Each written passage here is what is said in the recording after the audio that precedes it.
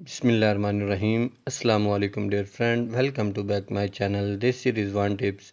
तो dear friend, आज की इस वीडियो में मैं जो आपके साथ टॉपिक डिस्कस करने वाला हूँ वो ये कि आप मिलाप करने के बाद जो आपके अंदर फ्लू होता है वो सारे का सारा बाहर निकल गया है, तो इस सूरत में प्रेगनेंसी होगी या नहीं।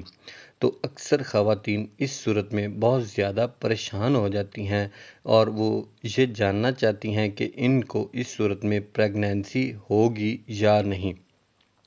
अगर आप इस बात के बारे में जानना चाहती हैं तो मेरी इस वीडियो को मुकम्मल वॉच करें, और अगर आप मेरे official YouTube channel Desi Rizwan tips पर नए हैं तो मेरे चैनल को सब्सक्राइब कर लें और साथ ही खड़े बेल आइकन वाले बटन को भी लाजमी प्रेस कर लें ताकि आगे आने वाली नई इंफॉर्मेटिव वीडियो आप तक बआसानी पहुंच सके।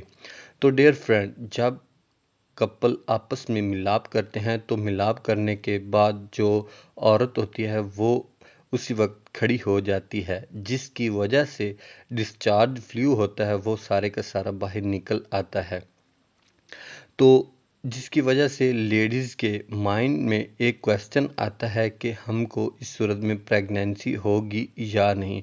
तो ऐसा तो करना तो नहीं चाहिए, लेकिन आपको चाहिए कि आप उसी पोजीशन में कम अज़ कम 30 से 40 मिनट तक उस ऐसा ही लेटे रहें।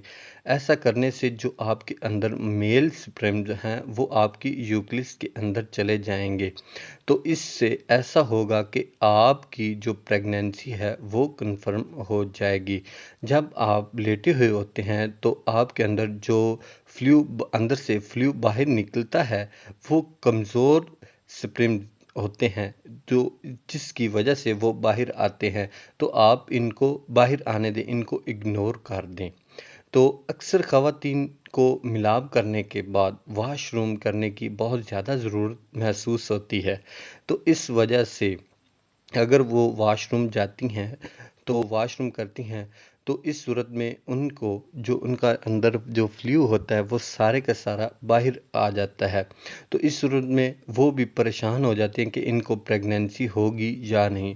तो इस सूरत में आपको मैं आगाह करूं कि जो आपके अंदर मेल स्पर्म्स हैं अगर वो काफ़ी ताकतवर हैं तो उन्होंने जो आपके अंदर एग्स बनने का अमल है उसको फर्टिलाइज करना शुरू कर देना है।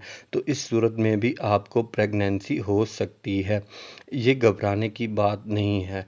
तो उम्मीद करता हूँ आज की वीडियो आपको पसंद आई होगी। लाइक कमेंट शेयर ज़रूर करें, दुआओं में याद रखें। वास